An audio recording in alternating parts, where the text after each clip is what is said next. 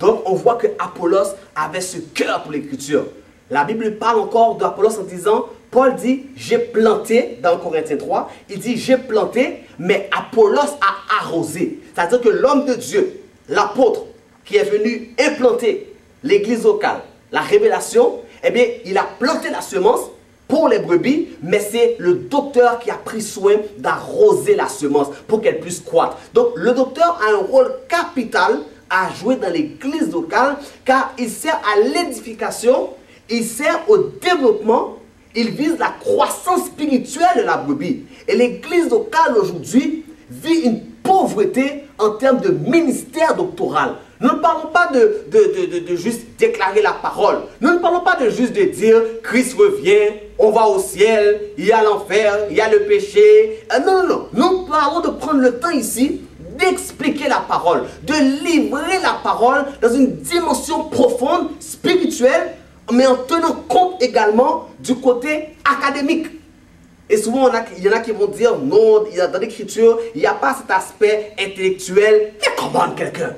Il y en a qui pensent que la Bible, c'est sorti du ciel, c'est un livre qui se comprend que par l'esprit. Arrêtons cette foutaise et commencez à prendre le temps de comprendre que la parole de Dieu, certes, elle a une dimension spirituelle, mais elle contient aussi une dimension intellectuelle. Lorsque tu lis la Bible, ce n'est pas un ange qui te la révèle par l'esprit. Tu as appris à lire le français.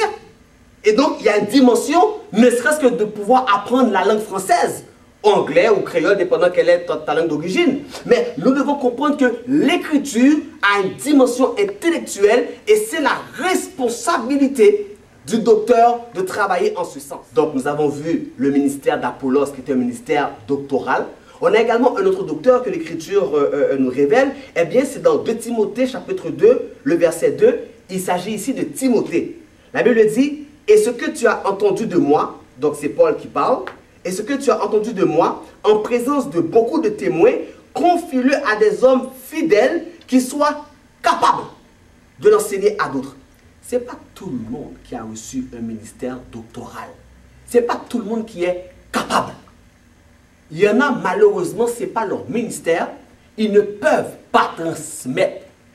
Ils peuvent déclarer, ils peuvent proclamer. Mais lorsqu'on parle d'enseigner à d'autres qui vont transmettre à leur tour ce message apostolique, il y a des gens qui ont reçu l'appel et qui sont versés dans ce ministère-là. Et Timothée faisait partie de cela. Non seulement nous avons Timothée qui était versé dans le ministère doctoral, mais Tite également, un autre disciple de Paul, était lui aussi à son tour versé dans l'Écriture. Lorsque nous lisons l'Écriture dans Tite, chapitre 1er, le verset 9, la Bible dit que l'évêque, ou l'ancien, ou le responsable, doit être attaché à la parole authentique, telle qu'elle a été enseignée, afin d'être capable d'exhorter selon la sainte doctrine et de convaincre les contradicteurs.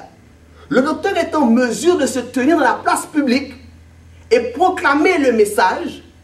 Il peut faire face à n'importe quel courant de pensée. Il peut fermer la bouche à tous ceux qui enseignent des fausses doctrines parce qu'il est versé dans l'Écriture. Il y a une dimension des miracles dans le ministère. Il y a une dimension du parler en langue. Nous croyons au don spirituel. Nous croyons à cette démonstration de l'onction. Mais non pas au détriment de l'aspect doctoral. Car l'onction a besoin de support. C'est le support de la parole. Parce que si l'onction agit seule, sans la parole, comment allons-nous discerner celui qui est un homme rempli de la puissance de Dieu de celui qui est un faux prophète? La Bible dit qu'à la fin des temps, les faux prophètes, l'antéchrist fera des miracles. Il fera des signes. Donc, on doit comprendre que Satan est maître dans ce domaine-là, de pouvoir manifester des signes et des prodiges, des miracles. Évidemment, l'homme de Dieu reçoit également la puissance. Mais pour savoir qui est-il, pour le discerner, c'est la Bible, c'est la parole, la connaissance de l'Écriture qui nous permet de mettre des balises. Écoutez bien le texte encore. Il dit, il y a en effet surtout parmi les circoncis beaucoup d'indisciplinés, de vains discoureurs ou de philosophes et de séducteurs auxquels il faut fermer la bouche.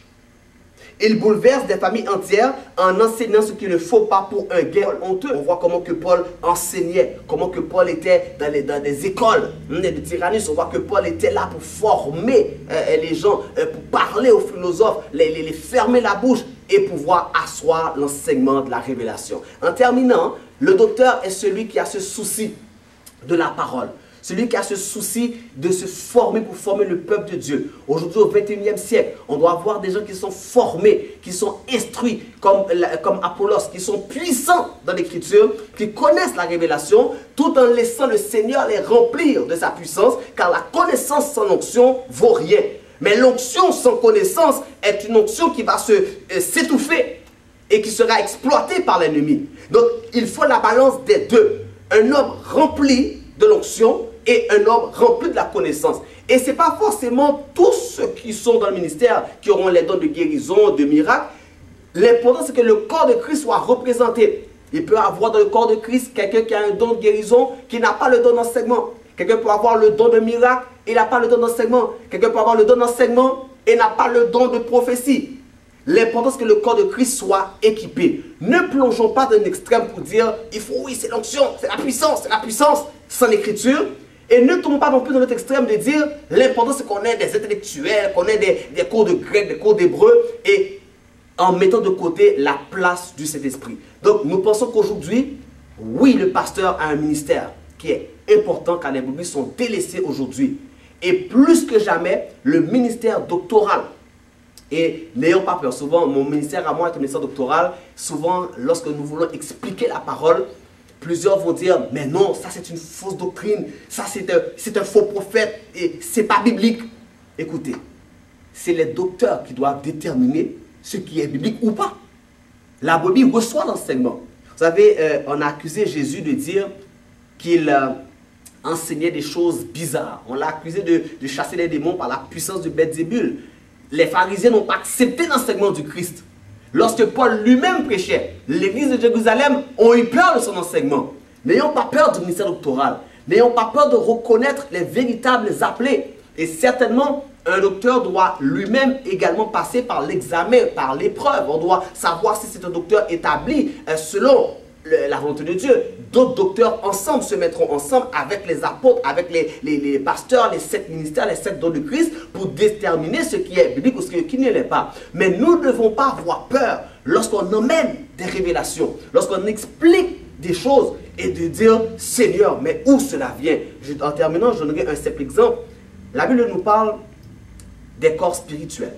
La Bible nous parle des cieux. Non pas un ciel, on nous dit des cieux. Paul lui-même dans 2 Corinthiens, et ce fut l'objet de mon mémoire de maîtrise, Paul parle du 3e ciel. Qu'est-ce que le 1er ciel? Qu'est-ce que le 2e ciel? Qu'est-ce que le 3e ciel? Y a-t-il 7 cieux? Il ne suffit pas de dire nous allons au ciel. On doit expliquer cela. L'apôtre Jean, sur l'île de Patmos, fut ravi en esprit. Est-ce qu'ici c'est un voyage astral? Lorsque son esprit a pu contempler ces merveilles que nous retrouvons dans l'Apocalypse, on doit pouvoir savoir, mais est-ce qu'il existe tout ce qu'on appelle dans l'écriture cette extase? Est-ce que c'est un parallèle à faire entre cela et les voyages qu'on voit dans le New Age? Bon, alors, le docteur a cette responsabilité de former le peuple de Dieu, de mettre des mises en garde afin que l'ennemi ne vienne pas troubler le peuple de Dieu. Nous attendons pour cet enseignement dans Vérité Choc. Revenez pour la suite de l'enseignement où on va voir ensemble qu'est-ce que le prophète et qu'est-ce que l'apôtre, afin que vous soyez bien instruits dans les 5 ministères. Et ensuite, nous allons pouvoir grandir ensemble dans le ministère doctoral pour expliquer des révélations choc à parole vérité. God bless you.